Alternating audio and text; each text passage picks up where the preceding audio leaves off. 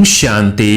आज 29 मई 2021 की साकार मुरली। आज बाबा ने कहा, मीठे बच्चे, जैसे बाबा प्यार का सागर है, उनके जैसा प्यार दुनिया में कोई कर नहीं सकता।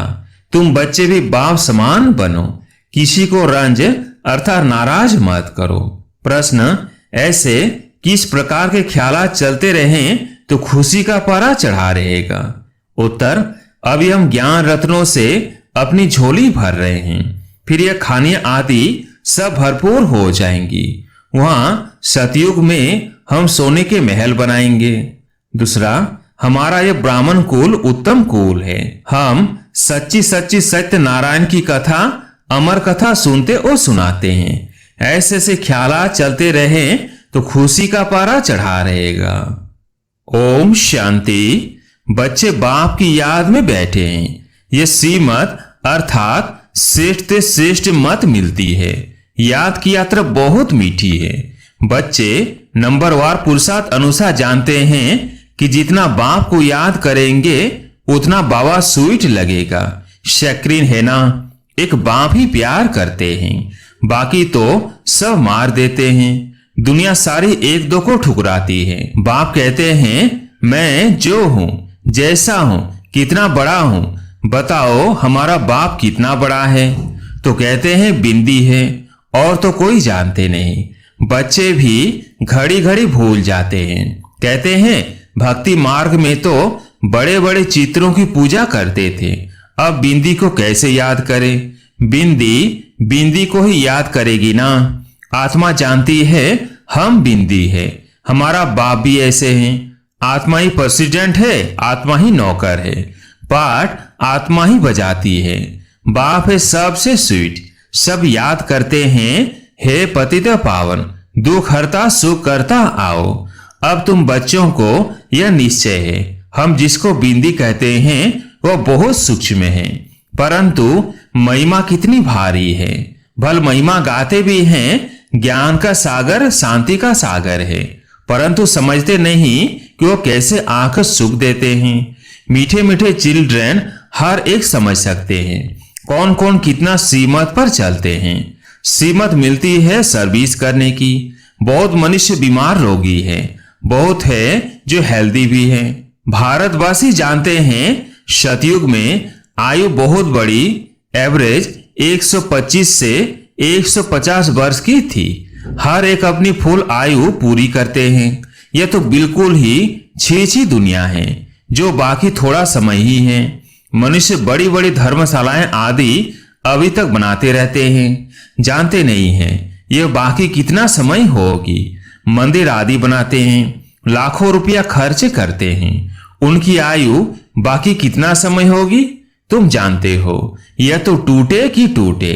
तुमको बाबा मकान आदि बनाने के लिए कभी मना नहीं करते हैं। तुम अपने ही घर में एक कमरे में हॉस्पिटल कम यूनिवर्सिटी बनाओ, बिगर कोई खर्चा। हेल्थ वेल्थ हैप्पीनेस 21 जन्मों के लिए लेना है।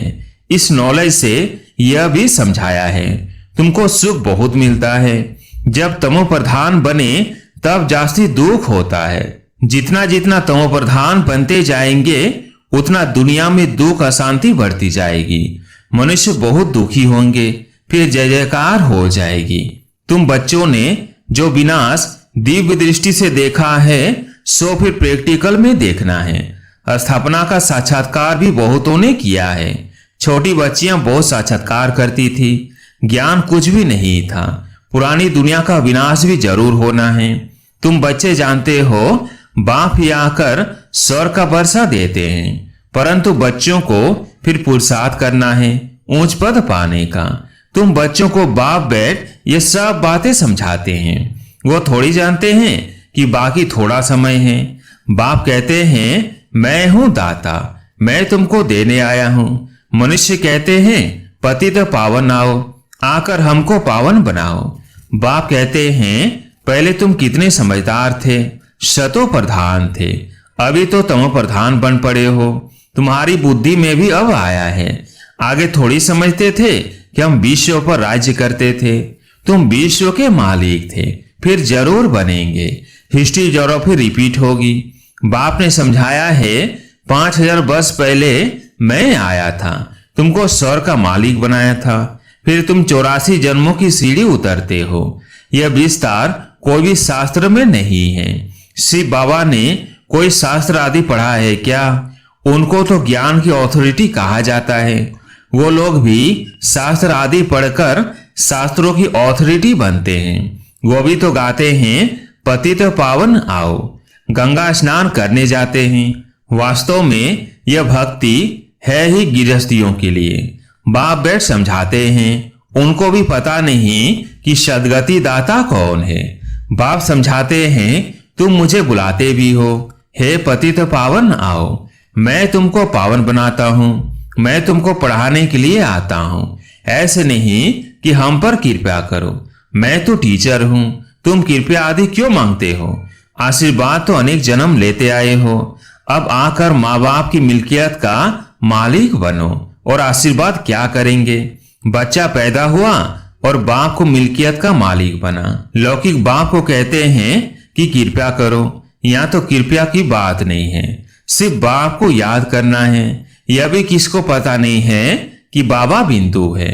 अभी तुमको बाप ने बताया है। सभी कहते भी हैं परम पिता परमात्मा, गॉड फादर, सुप्रीम सोल। तो परम आत्मा ठहरे ना, वो है सुप्रीम, बाकी सब आत्माएं है ना। सुप्रीम बाप आकर आप समान बनाते हैं और कुछ नहीं है। कोई की बुद्धि में होगा क्या कि बेहद का बाप जो स्वर्ग का रचयिता है वो आकर स्वर्ग का मालिक बनाते हैं। तुम अभी जानते हो, कृष्ण के हाथ में स्वर्ग का गोला है। गर्भ से बच्चा बाहर निकलता है तब से आयु शुरू होती है। श्री कृष्ण तो पूरे 84 जन्म लेते हैं। गर्भ से बाहर आया उस दिन से 84 जन्म गिनेंगे। लक्ष्मी नारायण को तो बड़ा होने में 30 से 35 वर्ष लगे ना, तो 30 से 35 वर्ष 5000 से कम करना पड़े। शिव बाबा का तो गिनती नहीं कर सकते। शिव बाबा कब आए टाइम दे नहीं सकते। शुरू से साक्षात्कार होते थे। मुसलमान लोग भी बगीचा आदि देखते थे। ये नौधा भक्ति तो कोई ने नहीं की। घर बैठे आप ही ध्यान में जाते रहते थे। वो तो कितनी नौधा भक्ति करते हैं। तो बाप बैठ सम्मुख समझाते हैं। बाबा दूर देश से आया है, यह बच्चे जानते हैं। इसमें प्रवेश कर हमको पढ़ाते हैं। लेकिन फिर बाहर जाने से नशा कम हो जाता है। याद रहे तो खुशी का पारा भी चढ़ा रहे और कर्मातीत अवस्था हो जाए, परंतु उसमें टाइम चाहिए। अब देखो, श्री कृष्ण की आत्मा को अंतिम जन्म में फूल ज्ञान है, फिर गर्भ से बाहर निकलेंगे, पाए का भी ज्ञान नहीं होगा। बाप आकर समझाते हैं, कृष्ण ने कोई मुरली बजाई नहीं, वो तो ज्ञान जानते ही नहीं।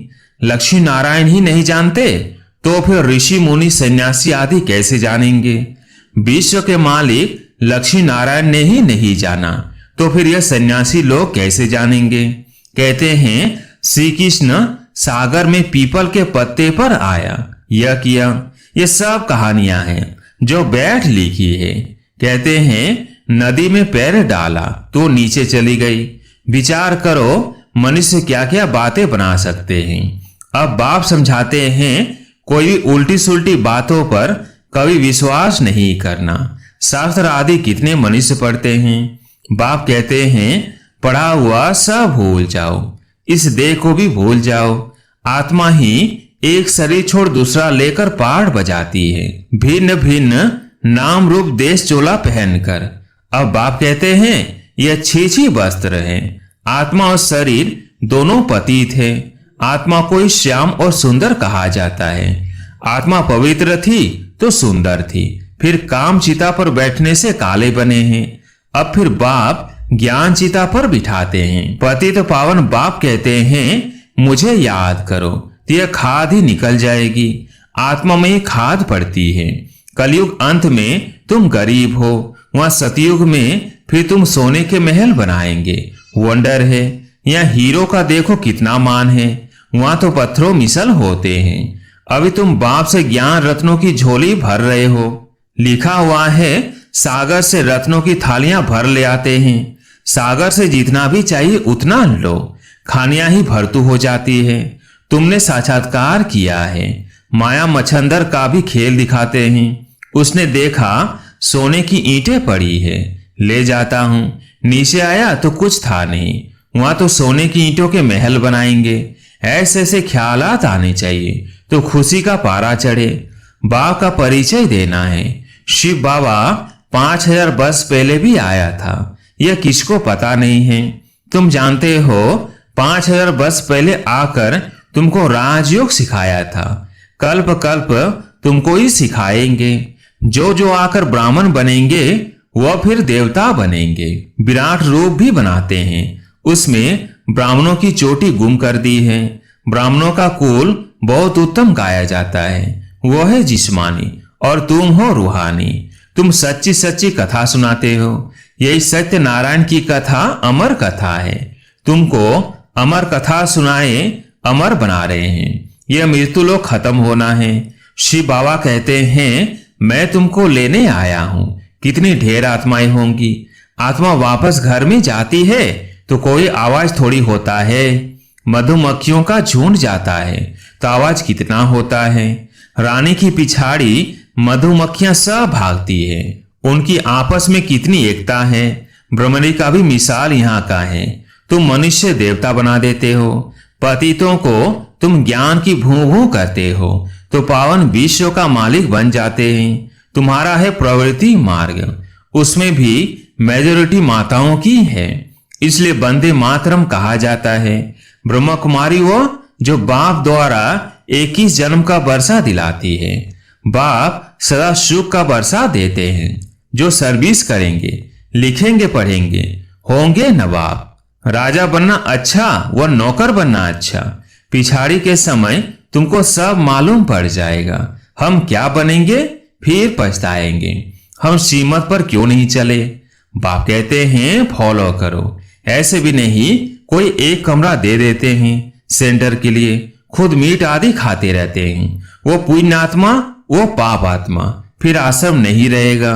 घर में स्वर्ग बनाते हैं तो खुद भी स्वर्ग में होने चाहिए ना। सिर्फ आशीर्वाद पर नहीं ठहरना है, बाप को याद करना है। पवित्र बनाकर ही साथ ले जाएंगे। तुमको तो बहुत खुशी रहनी चाहिए। कितनी भारी लॉटरी मिलती है। बाप को जितना याद करेंगे उतना विकर विनाश होंगे। बाप जितना प्यार दुनिया में कोई कर नहीं सकता।